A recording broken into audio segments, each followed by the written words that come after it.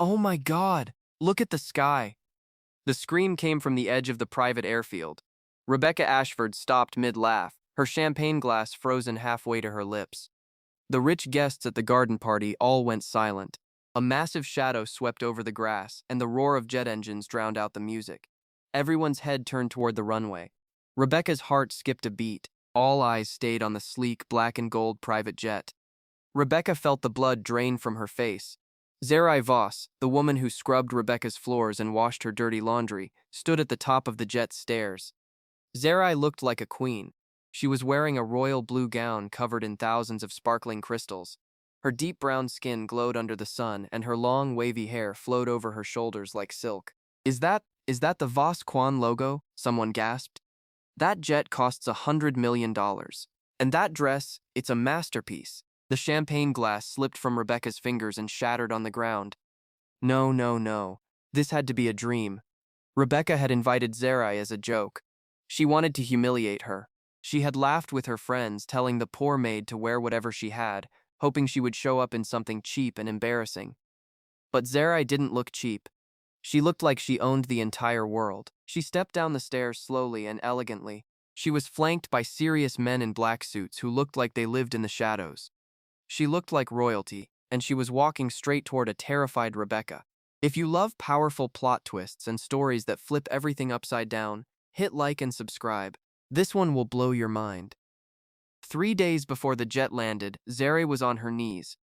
The Ashford mansion smelled of expensive lilies and arrogance. Rebecca had been hosting a brunch for her blonde high society friends, their laughter ringing through the marble halls like breaking glass. Suddenly, the sound of a heavy splash hit the floor. Rebecca had accidentally tipped her entire glass of deep red Cabernet onto the snow-white Persian rug. "Oh, Zerai, look at what you've done by standing there so distractedly," Rebecca sighed, though her eyes were dancing with cruel delight. Zerai didn't say a word. She simply grabbed her cleaning kit and knelt. As she scrubbed the stubborn red stain, she could feel the heat of their judgmental stares. Rebecca leaned over, the scent of her expensive perfume filling Zerai's lungs. "You know, Zerai," Rebecca said, her voice dripping with fake sympathy, "I actually feel bad for you. Living in that tiny apartment, wearing those same faded clothes every day, it must be so exhausting being, well, you." Her friends giggled behind their manicured hands. Rebecca reached into her designer handbag and pulled out a gold-trimmed envelope. She dropped it onto the damp, soapy spot on the rug right next to Zerai's hands. "My husband and I are hosting a very exclusive party at our private airfield this Saturday," Rebecca continued, a mean smirk growing on her face. "Only the top 1% of the 1% will be there. But I've decided to let you come. Consider it a parting gift before you leave us." Zerai looked at the invitation. She knew exactly what this was. It wasn't a gift, it was a trap. "I'm sure you've never even seen a private plane before," Rebecca laughed, turning back to her friends. "Make sure you wear whatever you have in that little closet of yours. I want everyone to see exactly who you are." The three women burst into a fit of laughter as they walked toward the garden. Zerai heard their voices echoing down the hallway. "Did you see her face? She's probably going to show up in a polyester dress from a bargain bin," Rebecca mocked. "It's going to be hilarious. I'll make sure to take a picture of the maid standing next to the jets. My Instagram followers will love the contrast." Zerai stayed on the floor, her fingers gripping the scrub brush until her knuckles turned white. She looked down at her hands, hands that were currently cleaning another woman's mess, but hands that belonged to a woman with a secret power Rebecca couldn't even imagine. Fine. If Rebecca wanted a show, Zerai would give her one she would never forget. She reached into her pocket, pulled out her burner phone, and dialed a number she hadn't touched in months. It was time to call her husband. It was time to call the syndicate. The memory of that night in the penthouse was the only thing keeping Zerai calm as she scrubbed the floor. 6 months ago, the world looked very different. Zerai wasn't holding a scrub brush. She was standing on a balcony 60 stories above the city, wrapped in a silk robe that cost more than Rebecca's car. Behind her, the doors slid open. Kwan Tae-ryun stepped out, the moonlight catching the sharp lines of his suit and the dark, dangerous intensity in his eyes. He was a man who moved mountains with a whisper, the head of the Voss Kwan syndicate, and the only man Zerai had ever truly loved. "You're quiet tonight," Tae-ryun had murmured, pulling her against his chest. His touch was the only thing that made her feel safe in a world built on power and shadows. "I'm losing myself, Tae-ryun," Zerai had whispered, looking down at the glowing city. Everywhere we go, people don't see me. They see the mafia queen. They bow because they're afraid of you, or they smile because they want our money. I want to know if I'm still a good person when the gold is gone. Tarion had gone stiff. He knew exactly what she was asking for. He had spent his whole life building an empire to protect her, to keep her in a world of luxury where her hands would never have to work a day in her life. 1 year, Zerai said, turning to face him. No bodyguards. No black cards. No Vasquan name. I want to live like a normal person. I want to see how the world treats someone who has nothing. It's a dangerous world for someone with nothing, Zerai, Tarion warned, his voice low and gravelly. People can be cruel when they think they're superior. They will try to break you just because they can. Then let them try, she had replied, her chin tilted high. If I can survive a year of being invisible and still keep my soul, then I'll know I'm worthy of the crown I wear beside you. Tarion had looked at her for a long time, his heart warring with his protective instincts. Finally, he gave a slow, reluctant nod. 1 year. But if you ever feel like you've had enough, if anyone crosses the line, you call me. And I will remind the world exactly who you are. They had sealed the deal with a kiss that tasted like a promise. Zerai had walked away from the penthouse the next morning with nothing but a backpack and a fake ID, choosing the hardest job she could find to test her spirit. Now, kneeling on the cold marble of the Ashford mansion, Zerai felt the weight of that vow. She had wanted to see the real world, and she had seen it. She had seen the ugliness in Rebecca's heart. She had kept her soul, but she had reached her limit. The year wasn't over, but the experiment was. She wasn't a maid anymore, she was a queen who had seen enough. The door to the staff quarters clicked shut, cutting off the distant, mocking laughter of Rebecca and her friends.